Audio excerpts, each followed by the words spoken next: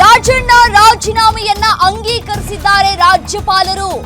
ರಾಜಣ್ಣ ರಾಜೀನಾಮೆಯನ್ನ ಅಂಗೀಕಾರವನ್ನ ಮಾಡಿದ್ದಾರೆ ರಾಜ್ಯಪಾಲರು. ಕೆಎನ್ ರಾಜಣ್ಣ ಸಚಿವ ಸ್ಥಾನಕ್ಕೆ ನೀಡಿದ ರಾಜೀನಾಮೆಯನ್ನ ಸಿಎಂ ಸಿದ್ದರಾಮಯ್ಯನವರು ಇದೀಗ ಅಂಗೀಕರಿಸಿದ್ದಾರೆ. ಅದರ ಜೊತೆಗೆ ರಾಜ್ಯಪಾಲರು ಕೂಡ ಅಂಗೀಕಾರವನ್ನ ಮಾಡಿದ್ದಾರೆ. ಸಚಿವ ಕೆಎನ್ ರಾಜಣ್ಣ ಸಚಿವ ಸ್ಥಾನಕ್ಕೆ ರಾಜೀನಾಮೆಯನ್ನ ನೀಡ್ತಾ ಇದ್ದಂತೆ ದೊಡ್ಡ ಚರ್ಚೆಗೆ ಕಾರಣವಾಗ್ತಾ ಇದೆ. ಈ ಹಿಂದೆ ಕೆಎನ್ ರಾಜಣ್ಣ ಅವರು ಹೇಳಿಕೆಯನ್ನ ಕೊಟ್ಟಿದ್ರು, ಎಲ್ರಿಗೂ ಕೂಡ ನೆನಪಿದೆ ಅಂತ ಕಾಣಿಸುತ್ತೆ. ಸೆಪ್ಟೆಂಬರ್ನಲ್ಲಿ ಕ್ರಾಂತಿ ಆಗುತ್ತೆ, ಕಾದ್ ನೋಡಿ ಬಹುದೊಡ್ಡ ಬೆಳವಣಿಗೆಗಳಾಗುತ್ತೆ ಅಂತ ಹೇಳ್ತಾ ಇದ್ರು. ಅದು ಆಗಸ್ಟ್ನಿಂದನೇ ಶುರು ಆಗೋಗ್ಬಿಟ್ಟಿದೆ. ಅದು ಇದೇನಾ ಅನ್ನುವಂತಹ ಪ್ರಶ್ನೆಗಳು ಕೂಡ ಇದೀಗ ಕಾಡ್ತಾ ಇದೆ. ರಾಜೀನಾಮೆ ಪತ್ರವನ್ನ ಸಿಎಂ ಸಿದ್ದರಾಮಯ್ಯನವರು ರಾಜ್ಯಪಾಲರಿಗೆ ಅಂಗೀಕಾರಕ್ಕಾಗಿ ಕಳಿಸಿದ್ರು. ಕೆಎನ್ ರಾಜಣ್ಣಗೆ ಮುಳುವಾಗಿದ್ದು ಒಂದಲ್ಲ ಎರಡಲ್ಲ, ಎಡವಟ್ಟಿನ ಮಾತುಗಳೇ ರಾಜಣ್ಣ ತಲೆದಂಡಕ್ಕೆ ಕಾರಣವಾಯಿತು. ನಾಯಕರಿಗೆ ಮುಜುಗರವಾಗುವಂತಹ ಹೇಳಿಕೆಯನ್ನ ನೀಡ್ತಾ ಇದ್ದಂತಹ ರಾಜಣ್ಣ ವಿವಾದ 1 ಸೆಪ್ಟೆಂಬರ್ನಲ್ಲಿ ಬದಲಾವಣೆ ಅನ್ನೋ ಹೇಳಿಕೆಯನ್ನ ಕೊಟ್ಟಿದ್ರು. ನಾನೀಗಾಗಲೇ ಹೇಳ್ತಾ ಇದ್ದೆ. ವಿವಾದ 2 ಮತಗಳ್ಳತನದ ಆರೋಪದ ಬಗ್ಗೆ ಕಾಂಗ್ರೆಸ್ ವಿರುದ್ಧವೇ ಆರೋಪ ಮಾಡಿದ್ರು. ವಿವಾದ 3 ನಮ್ಮದೇ ಸರ್ಕಾರದ ಇದ್ದಾಗಲೇ ತಪ್ಪಾಗಿರೋದಲ್ವಾ ಅಂತ. ವಿವಾದ 4 ಹೈಕಮಾಂಡ್ ಎಚ್ಚರಿಕೆ ಬಳಿಕವೂ ಡೋಂಟ್ ಕೇರ್ ನಡೆಯನ್ನ ಅನುಸರಿಸಿತು. ವಿವಾದ 5 ರಣದೀಪ್ ಸುರ್ಜೇವಾಲಾ ಸಭೆ ಕುರಿತು ವ್ಯಂಗ್ಯದ ಮಾತುಗಳನ್ನಾಡಿದ್ರು. ಅದೇ 1-to-1 ಸಭೆ ಆದಾಗ ನಾನು ಸೇರಿ 48 ಜನ ಹನಿ ಟ್ರ್ಯಾಪ್ ಆಗಿದ್ದಾರೆ ಅನ್ನೋ ಹೇಳಿಕೆ. ವಿವಾದ 7 ಡಿಸಿಎಂ ಸ್ಥಾನ ಅಂದ್ರೆ ತಲೆ ಮೇಲೆ ಕಿರೀಟ ಇರಲ್ಲ. ವಿವಾದ 8 ಸಿದ್ದರಾಮಯ್ಯನವರೇ ಮುಂದಿನ 5 ವರ್ಷ ಸಿಎಂ ಆಗಿರ್ತಾರೆ ಅನ್ನುವಂತಹ ಹೇಳಿಕೆ. ವಿವಾದ 9 ಕೆಪಿಸಿಸಿ ಅಧ್ಯಕ್ಷರನ್ನ ಬದಲಾವಣೆ ಮಾಡಬೇಕು ಅಂತ ಹೇಳಿ ಒತ್ತಾಯಿಸಿದ್ದು. ವಿವಾದ 10 ಡಿಕೆಶಿಯನ್ನ ಕೆಪಿಸಿಸಿ ಅಧ್ಯಕ್ಷ ಸ್ಥಾನದಿಂದ ಬದಲಾಯಿಸುವಂತೆ ಬಹಿರಂಗವಾಗಿ ಆಗ್ರಹ. ಹಾಸನ ಉಸ್ತುವಾರಿ ಬೇಡವೇ ಬೇಡ ಅನ್ನೋ ಹೇಳಿಕೆ ಕೊಟ್ಟಿದ್ದು. ವಿವಾದ 11 ವಿವಾದ 12 ದಲಿತ ಸಚಿವರ ಸಭೆ ಮಾಡಿ ಸಮರ್ಥನೆಯನ್ನ ಮಾಡಿಕೊಂಡಿದ್ದು. ಕೆಎನ್ ರಾಜಣ್ಣಗೆ ಮುಳುವಾಗಿದ್ದು ಬರೋಬ್ಬರಿ 12ರಿಂದ 13 ವಿಚಾರಗಳು. ಎಡವಟ್ಟಿನ ಮೇಲೆ ಎಡವಟ್ಟನ್ನ ಹೇಳಿಕೆ ಕೊಡೋ ಕೆಲಸಗಳನ್ನ ಕೂಡ ಮಾಡ್ಕೊಳ್ತಾ ಬಂದ್ರು. ಡೇವನಿಂದಲೂ ಕೂಡ ಹೈಕಮಾಂಡ್ ನಾಯಕರು ಇದನ್ನ ಗಮನದಲ್ಲಿ ಇಟ್ಕೊಳ್ತಾ ಬಂದಿದ್ರು. ಹೈಕಮಾಂಡ್ ನೇರವಾಗಿ ಸೂಚನೆ ಕೊಟ್ಟಿದೆ. ಸೊ ಹಾಗಾಗಿ ಇದೀಗ ರಾಜೀನಾಮೆಯನ್ನ ಕೊಟ್ಟಿದ್ದಾರೆ. ಸಹಕಾರ ಸಚಿವ ಕೆಎನ್ ರಾಜಣ್ಣ ಸಚಿವ ಸ್ಥಾನಕ್ಕೆ ರಾಜೀನಾಮೆಯನ್ನ ನೀಡಿದ್ದಾರೆ. ಅವರ ಹೇಳಿಕೆಗಳೇ ಅವರಿಗೆ ಮುಳುವಾದಂತೆ ಕಾಣಿಸ್ತಾ ಇದೆ. ರಣದೀಪ್ ಸುರ್ಜೇವಾಲಾ ಸಭೆಯನ್ನ ನಡೆಸಿದ್ರಲ್ಲ, 1-to-1 ಸಭೆ, ಶಾಸಕರ ಜೊತೆ ಸಚಿವರ ಜೊತೆ 1-to-1 ಸಭೆ, 1-to-1 ಮಾತುಕತೆಯನ್ನ ನಡೆಸಿದಾಗ ಅವರಿಗೆ ಇರ್ಸು ಮುರ್ಸು ಆದಂತೆ ಕಾಣಿಸಿತ್ತು. ನೇರ ನುಡಿ ನೇರ ಮಾತುಗಳಿಂದಲೇ ರಾಜಣ್ಣ ಅವರು ಕಾಂಟ್ರವರ್ಸಿ ಲೀಡರ್ ಅಂತಾನೆ ಬಿಂಬಿತರಾಗಿದ್ದಂತಹ ರಾಜಣ್ಣ ಕೆಎನ್ ರಾಜಣ್ಣ ಹೇಳಿಕೆ ಮೇಲೆ ನಿಗಾ ಇಟ್ಟಿತ್ತು ಒಂದು ಟೀಮ್. ಹೇಳಿಕೆಗಳಿಂದಲೇ ರಾಜ್ಯ ಕಾಂಗ್ರೆಸ್ಗೆ ತಲೆನೋವಾಗಿದ್ರು ರಾಜಣ್ಣ. ಪ್ರತಿ 3 ತಿಂಗಳಿಗೊಮ್ಮೆ ವಿವಾದಾತ್ಮಕ ಹೇಳಿಕೆಯನ್ನ ಕೊಡ್ತಾ ಇದ್ರು ರಾಜಣ್ಣ. ಪ್ರತಿ ಹೇಳಿಕೆ ಕುರಿತಂತೆಯೂ ಹೈಕಮಾಂಡ್ ಗಮನಕ್ಕೆ ತರ್ತಾ ಇದ್ದಂತಹ ಆ ತಂಡ ಇಷ್ಟು ದಿನ ಸಹಿಸಿಕೊಂಡ ಬಳಿಕ ರಾಜಣ್ಣ ತಲೆದಂಡ ಪಡೆದ ಹೈಕಮಾಂಡ್ ಕಾಂಟ್ರವರ್ಸಿ ಲೀಡರ್ ಅಂತಾನೆ ಬಿಂಬಿತರಾಗಿದ್ರು ರಾಜಣ್ಣ.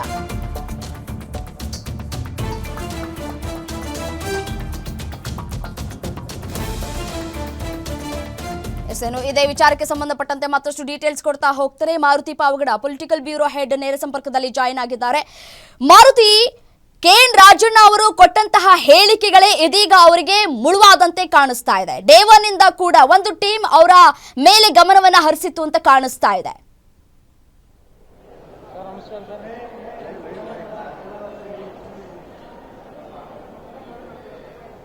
ರಮ್ಯಾ, ಖಂಡಿತ ಕಳೆದ 2 ವರ್ಷಗಳಿಂದಲೂ ಕೂಡ ಸಿದ್ದರಾಮಯ್ಯ ಅವರ ಸರ್ಕಾರದಲ್ಲಿ ಸಚಿವರಾಗಿರುವಂತಹ ರಾಜಣ್ಣ ಅವರು ಪದೇ ಪದೇ ಅವ್ರು ಕೊಡ್ತಿದ್ದಂತಹ ಹೇಳಿಕೆಗಳು ಬಹಳಷ್ಟು ಕಾಂಟ್ರವರ್ಸಿಗಳು ಆಗ್ತಿದ್ದು ನಿಜ.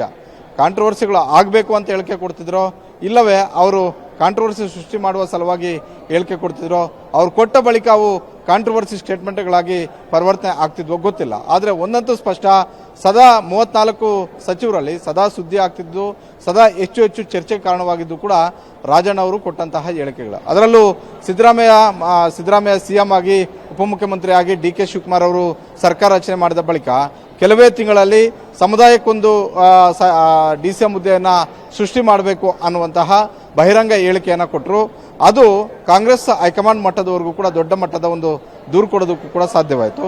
ಅದಷ್ಟೇ ಅಲ್ಲ, ಪ್ರತಿ ಬಾರಿಯೂ ಕೂಡ ತುಮಕೂರು ಜಿಲ್ಲಾ ರಾಜಕಾರಣ ಆಗಿರ್ಬೋದು, ಹಾಸನ ರಾಜಕಾರಣದಲ್ಲಿ ಹಲವು ವಿಚಾರಗಳಲ್ಲಿ ಕಾಂಗ್ರೆಸ್ ಹೈಕಮಾಂಡ್ ಹಾಗೂ ರಾಜ್ಯ ನಾಯಕರುಗಳ ನಿರ್ಧಾರಗಳ ವಿರುದ್ಧವೇ ಪದೇ ಪದೇ ಮಾತಾಡುವಂತಹ ಒಂದು ಕೆಲಸವನ್ನ ಮಾಡ್ತಿದ್ದಾರೆ ಅನ್ನುವಂಥ ಒಂದು ದೂರುಗಳು ಕೂಡ ರಾಜಣ್ಣವರ ವಿರುದ್ಧ ಹೋದವು. ಜೊತೆಗೆ ಕಳೆದ ಒಂದು ತಿಂಗಳ ಹಿಂದೆ ಸುರ್ಜೇವಾಲಾ ಅವರು ಸರಣಿ ಸಭೆಗಳನ್ನು ಬೆಂಗಳೂರಲ್ಲಿ ಮಾಡಿದಾಗ ಒಬ್ಬ ಸಚಿವರು ಒಬ್ಬ ರಾಜ್ಯ ಕಾಂಗ್ರೆಸ್ ಉಸ್ತುವಾರಿ ರಾಜ್ಯಕ್ಕೆ ಬಂದು ಸಚಿವರುಗಳನ್ನು ಸಹಮತಕ್ಕೆ ತೆಗೆದುಕೊಳ್ಳದೆ ಮುಖ್ಯಮಂತ್ರಿಗೆ ಬಗ್ಗೆ ಗಮನಕ್ಕೆ ತರದೆ DCM ಗಮನಕ್ಕೆ ತರದೆ ಏಕಾಏಕಿ ಶಾಸಕರ ಅಭಿಪ್ರಾಯವನ್ನು ಸಂಗ್ರಹ ಮಾಡೋದು ಎಷ್ಟು ಮಾತ್ರ ಸರಿ? ಇದು ಸರ್ಕಾರದ ವಿರುದ್ಧ ಯಾವ ರೀತಿಯಾದಂಥ ಒಂದು ಪರಿಣಾಮಗಳು ಆಗ್ಬೋದು.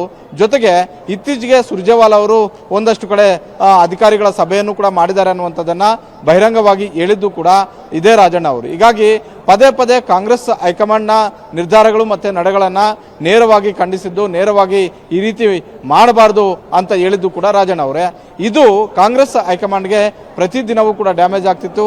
ಪ್ರತಿದಿನವೂ ಕೂಡ ರಾಜಣ್ಣ ಅವರು ಕೊಡ್ತಿದ್ದಂತಹ ಒಂದಷ್ಟು ಹೇಳಿಕೆಗಳು ಪಕ್ಷ ಸಂಘಟನೆ ಮೇಲೆ ದುಷ್ಪರಿಣಾಮಗಳು ಆಗ್ತಿದ್ದಾವೆ ಅನ್ನುವಂಥದ್ದನ್ನು ಹಲವು ನಾಯಕರುಗಳು ಅವರ ಗಮನಕ್ಕೆ ತಂದರು.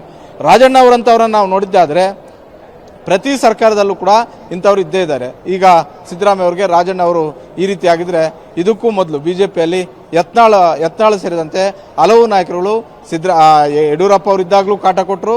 ಅದೇ ಕಾಟ ಅಂತ ನಾವು ಹೇಳೋಕ್ಕಾಗಲ್ಲ, ಕಾಟ ಅಂತ ಯಡಿಯೂರಪ್ಪ ಹೇಳ್ಬೋದು, ಆದರೆ ಕಿರಿಕಿರಿ ಕೊಟ್ಟರು ಅಂತ ಹೇಳ್ಬೋದು. ಯಡಿಯೂರಪ್ಪ ಅವರಿದ್ದಾಗ ಯತ್ನಾಳ್ ಸೇರಿದಂತೆ ಬೇರೆ ಬೇರೆ ನಾಯಕರುಗಳು ಬಹಿರಂಗವಾಗಿ ಮಾತಾಡ್ತಿದ್ರು. 2013 ವಿಧಾನಸಭಾ ಚುನಾವಣೆಯಲ್ಲಿ ಸಿದ್ದರಾಮಯ್ಯ ಸರ್ಕಾರ ರಚನೆ ಮಾಡಿದ ಬಳಿಕ ಇವತ್ತು ಬಿಜೆಪಿಯಲ್ಲಿರುವಂತಹ AS ಪಾಟೀಲ್ ನಡಳ್ಳಿ ಅವರು ಅವತ್ತು ಕಾಂಗ್ರೆಸ್ ಅಲ್ಲಿದ್ರು, ಅವತ್ತು ಕೂಡ ಮಾತಾಡ್ತಿದ್ರು. ಹೀಗೆ ಪ್ರತಿ ಸರ್ಕಾರದಲ್ಲೂ ಕೂಡ ಇಂಥವ್ರು ಇದ್ದೇ ಇರ್ತಾರೆ, ಬಾಯಿಗೆ ಬಂದಂಗೆ ಮಾತಾಡುವಂಥವ್ರು. ಯಾವ ಹೈಕಮಾಂಡ್ಗೂ ನಾವು ಸಮನರಲ್ಲ, ನಾವು ಬಂದಿರುವಂಥದ್ದೇ, ನಾವು ಹುಟ್ಟು ಬೆಳೆದಿರುವಂಥದ್ದೇ ಇದೇ ರೀತಿಯಾಗಿ, ನಾವು ರಾಜಕಾರಣ ಮಾಡಿರೋದೇ ಇದೇ ರೀತಿಯಾಗಿ, ನಾವು ಕಂಡ ತುಂಡವಾಗಿ ಮಾತಾಡ್ತೀವಿ ಅನ್ನುವಂಥವ್ರು ಕೂಡ ಇದ್ದೇ ಇರ್ತಾರೆ. ಅದು ರಾಜಣ್ಣ ಅವರು ಈ ಸರ್ಕಾರದಲ್ಲಿ, ಸಿದ್ದರಾಮಯ್ಯ ಅವರ ಸರ್ಕಾರದಲ್ಲಿ, ಅದರಲ್ಲೂ ಸಿದ್ದರಾಮಯ್ಯ ಅವರ ಆಪ್ತ ಬಣದಲ್ಲಿ ಗುರುತಿಸಿಕೊಂಡಿರುವಂತಹ ರಾಜಣ್ಣ ಅವರು ಕೂಡ ಅಷ್ಟೇ. ಯಾಕೆ ಹೇಳಿ ಕೇಳಿ ರಾಜಣ್ಣ ಅವರು ರಾಜಕಾರಣ ಆರಂಭ ಮಾಡಿರುವಂಥದ್ದು ಸಹಕಾರ ರಂಗದಿಂದ ಬಂದಿರುವಂಥವ್ರಿಗೆ ಎಲ್ಲವೂ ಕೂಡ ಅಳವು ಎಲ್ಲವೂ ಕೂಡ ಗೊತ್ತಿರುತ್ತೆ. ಹೀಗಾಗಿ ಅಗಲ ಎಲ್ಲವೂ ಕೂಡ ಗೊತ್ತಿರುತ್ತೆ. ಹೀಗಾಗಿ ಪದೇ ಪದೇ ಯಾವುದೇ ಮುಲಾಜಿಲ್ಲದೆ, ಅದು ಕಾಂಗ್ರೆಸ್ ಹೈಕಮಾಂಡ್ ಆಗಿರ್ಬೋದು, ಸಿದ್ದರಾಮಯ್ಯ ಅವರ ವಿಚಾರ ಆಗಿರ್ಬೋದು, DK ಶಿವಕುಮಾರ್ ಅವರ ವಿಚಾರಗಳಾಗಿರ್ಬೋದು, ಅವುಗಳನ್ನು ಬಹಿರಂಗವಾಗಿ ಹೇಳುವಂತಹ ಒಂದಷ್ಟು ಕಾಂಟ್ರವರ್ಸಿ ಸ್ಟೇಟ್ಮೆಂಟ್ಗಳನ್ನು ಕೊಡುವಂತಹ ಒಂದು ಕೆಲಸ ರಾಜಣ್ಣ ಅವರು ಪ್ರತಿ ಬಾರಿನೂ ಕೂಡ ಮಾಡ್ತಲೇ ಬಂದರು. ಇದನ್ನ ವ್ಯವಸ್ಥಿತವಾಗಿ ರಾಜ್ಯ ಕಾಂಗ್ರೆಸ್ ಅಲ್ಲಿರುವಂತಹ ಒಂದು ಟೀಮ್ ಕಾಂಗ್ರೆಸ್ ಹೈಕಮಾಂಡ್ಗೆ ನಿಮ್ಮ ನಿರ್ಧಾರಗಳು ಮತ್ತೆ ನಿಮ್ಮ ಸೂಚನೆಗಳು ಕೂಡ ವಿರುದ್ಧವಾಗಿ ನಡ್ಕೊಳ್ತಾ ಇದ್ದಾರೆ ಅನ್ನುವಂಥ ಒಂದು ಮಾಹಿತಿಯನ್ನು ರವಾನೆ ಮಾಡುವಂಥ ಒಂದು ಕೆಲಸ ಪದೇ ಪದೇ ಮಾಡ್ತಲೇ ಇತ್ತು. ಆದರೂ ಕೂಡ ರಾಜಣ್ಣ ಅವರು ಆ ಹೇಳಿಕೆಗಳಿಗೆ ತಮಗೆ ತಾವೇ ಮುಗುದಾರ ಹಾಕೊಳ್ಳುವಂತಹ, ಇಲ್ಲವೇ ಆ ಹೇಳಿಕೆಗಳನ್ನು ನಿಲ್ಲಿಸುವಂಥ ಒಂದು ಕೆಲಸ ಮಾಡಲಿಲ್ಲ. ಹೀಗಾಗಿ ಅದರ ಮುಂದುವರೆದ ಭಾಗವಾಗಿ ಮೊನ್ನೆ ರಾಹುಲ್ ಗಾಂಧಿ ಅವರು 2024 ಲೋಕಸಭಾ ಚುನಾವಣೆಯಲ್ಲಿ ಮತಗಳ್ಳತನ ಆಗಿದೆ ಅನ್ನುವಂತಹ ಹೇಳಿಕೆ ಕೊಟ್ಟು ಹೋದ ಒಂದೇ ದಿನದಲ್ಲಿ ತುಮಕೂರಿನಲ್ಲಿ ಬೇರೆ ರೀತಿಯಾದಂಥ ಒಂದು ಹೇಳಿಕೆ ಕೊಟ್ಟಿದ್ದು ಕಾಂಗ್ರೆಸ್ ಹೈಕಮಾಂಡ್ ಅಸಮಾಧಾನಕ್ಕೂ ಕೂಡ ಕಾರಣವಾಯಿತು. ಜೊತೆಗೆ ಸುರ್ಜೇವಾಲಾ ಅವರು ಪದೇ ಪದೇ ರಾಜ್ಯಕ್ಕೆ ಬಂದು ಶಾಸಕರ ಸಭೆಯನ್ನ ಮಾಡೋದು, ಅಧಿಕಾರಿಗಳ ಸಭೆಯನ್ನ ಮಾಡೋದು ಇವ್ರಿಗೇನು ಕೆಲಸ ಅನ್ನುವಂಥ ಒಂದು ಪ್ರಶ್ನೆಯನ್ನ ಹಲವು ಬಾರಿ ಕೇಳಿದ್ರು. ಇದು ಸುರ್ಜೇವಾಲಾ ಅವ್ರಿಗೂ ಕೂಡ ಬಹಳಷ್ಟು ಅಸಮಾಧಾನಕ್ಕೆ ಕಾರಣವಾಗಿತ್ತು. ಹೇಗೋ ಈಗ ಬಹಳಷ್ಟು ಅಸಮಾಧಾನಗೊಂಡಿದ್ದಂತಹ ಸುರ್ಜೇವಾಲಾ ಅವ್ರಿಗೆ ರಾಹುಲ್ ಗಾಂಧಿ ಅವರ ನಿಲುವನ್ನೇ ಪ್ರಶ್ನೆ ಮಾಡಿದಂತಹ ರಾಜಣ್ಣ ಅವರ ಒಂದು ಹೇಳಿಕೆ ದೊಡ್ಡ ಒಂದು ಅಸ್ತ್ರ ಆಯಿತು. ಹೀಗಾಗಿ ಮೊದಲು ಅವರನ್ನ ಕರೆದು ರಾಜೀನಾಮೆ ತೆಗೆದುಕೊಳ್ಳಿ ಅನ್ನುವಂಥ ಒಂದು ಸಂದೇಶವನ್ನ ಸಿದ್ದರಾಮಯ್ಯ ಅವರಿಗೆ ಕಳಿಸಿದ್ರು. ಸಿದ್ದರಾಮಯ್ಯ ಅವರು ಈಗ ಸದ್ಯದ ಪರಿಸ್ಥಿತಿಯಲ್ಲಿ ಕಾಂಗ್ರೆಸ್ ಹೈಕಮಾಂಡ್ ಸೂಚನೆಯಂತೆ ನಡ್ಕೊಳ್ಬೇಕಾಗುತ್ತೆ. ಹೀಗಾಗಿ ಸಿದ್ದರಾಮಯ್ಯ ಅವರು ರಾಜಣ್ಣ ಅವರನ್ನ ಕರೆದು ರಾಜೀನಾಮೆಯನ್ನ ಪಡ್ಕೊಂಡಿರುವಂಥದ್ದು. ರಮ್ಯ, ಒಟ್ಟಾರೆ ಈ ಬೆಳವಣಿಗೆ ನೋಡಿದ್ದೆ ಆದರೆ ಸಹಜವಾಗಿ ಕಳೆದ 2 ವರ್ಷಗಳಿಂದಲೂ ಕೂಡ ರಾಜಣ್ಣ ಅವರು ಕೊಟ್ಟಂತಹ ಒಂದು ಕಾಂಟ್ರವರ್ಸಿ ಹೇಳಿಕೆಗಳು ಅವರ ಒಂದು ರಾಜೀನಾಮೆಗೆ ಕೂಡ ಕಾರಣ ಆಗಿದೆ ಅಂತ ಹೇಳಿದ್ರೆ ಯಾವುದು ಕೂಡ ತಪ್ಪಾಗೋದಿಲ್ಲ. ನೋಡಿ, ಇತ್ತೀಚಿನ ದಿನಗಳಲ್ಲಿ ರಾಜಣ್ಣ ಅವರ ಬಿಹೇವಿಯರ್ ಹೇಗಿತ್ತು ಅಂತ ನಾವು ನೋಡ್ತಾ ಹೋಗೋದಾದ್ರೆ, ಪಕ್ಷದಲ್ಲಿ ಏನೇ ಬೆಳವಣಿಗೆಗಳು ಆದರೂ ಕೂಡ ಅದಕ್ಕೆ ಅವರು ಖಂಡಿಸುವಂತಹ ಕೆಲಸಗಳನ್ನ ಮಾಡ್ಕೊಳ್ತಾನೆ ಬಂದಿದ್ದಾರೆ.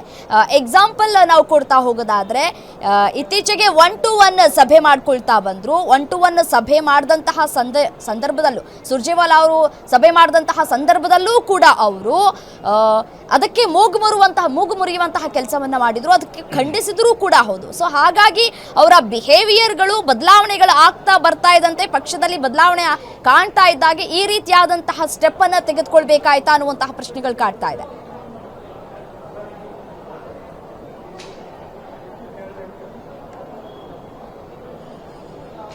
ಇಲ್ಲ, ನಾನು ಹಿಂದೆನೇ ಹೇಳಿದಂತೆ ರಾಜಣ್ಣ ಅವರು ಹಲವು ಬಾರಿ ಕಾಂಟ್ರವರ್ಸಿ ಹೇಳಿಕೆಗಳನ್ನು ಕೊಟ್ಟಿದ್ದಾರೆ. ರಾಜಣ್ಣ ಅವರು ಕೊಟ್ಟಂತಹ ಹೇಳಿಕೆಗಳಿಂದ ಸರ್ಕಾರಕ್ಕೆ ಆದಂತಹ ಪಾಸಿಟಿವ್ ಇಂಪ್ಯಾಕ್ಟ್ಗಿಂತಲೂ ಕೂಡ ನೆಗೆಟಿವ್ ಇಂಪ್ಯಾಕ್ಟ್ ಹೆಚ್ಚಾಗ್ತಿದೆ ಅನ್ನುವಂಥ ಒಂದು ಅಭಿಪ್ರಾಯ ಕಾಂಗ್ರೆಸ್ ಹೈಕಮಾಂಡ್ಗೆ ಇತ್ತು. ಜೊತೆಗೆ ಪಕ್ಷದ ಸಂಘಟನೆ ಮೇಲೂ ಕೂಡ ಇದು ಪಾಸಿಟಿವ್ ಆಗಿ ಆಗ್ತಿಲ್ಲ, ಇದು ಬಹಳಷ್ಟು ಅವರ ಹೇಳಿಕೆಗಳು ಬಹಳಷ್ಟು ಡ್ಯಾಮೇಜನ್ನು ತರ್ತಾ ಇದ್ದಾವೆ ಅಂತ ಬಹಿರಂಗವಾಗಿ ಏನು ಬೇಕಿದ್ರೂ ಹೇಳಿದಾಗ ಅದನ್ನು ಸಹಿಸಿಕೊಳ್ಳುವಂಥ ಒಂದು ಶಕ್ತಿ ರಾಜಣ್ಣವ್ರಿಗಿರ್ಬೋದು. ಆದರೆ ಅವರು ಸುತ್ತಮುತ್ತಲು ಇರುವಂತಹ ಹಾಗೂ ಅವ್ರಿಗಿಂತಲೂ ದೊಡ್ಡ ಸ್ಥಾನಗಳನ್ನು ರಾಜ್ಯ ಮಟ್ಟದಲ್ಲಿ ಅಲಂಕರಿಸಿರುವಂತಹ ಹಾಗೂ ಅವರು ಇಂಥ ಒಂದು ಹೇಳಿಕೆಯನ್ನು ಕೊಟ್ಟರೆ ಅದರಿಂದ ನಾವು ರಾಜಕೀಯವಾಗಿ ಯಾವ ರೀತಿಯಾಗಿ ಲಾಭವನ್ನು ಮಾಡ್ಕೊಳ್ಬೋದು ಅನ್ನುವಂಥವ್ರಿಗೆ ಇದೆಲ್ಲವೂ ಕೂಡ ಆಹಾರ ಆಗೇ ಆಗುತ್ತೆ.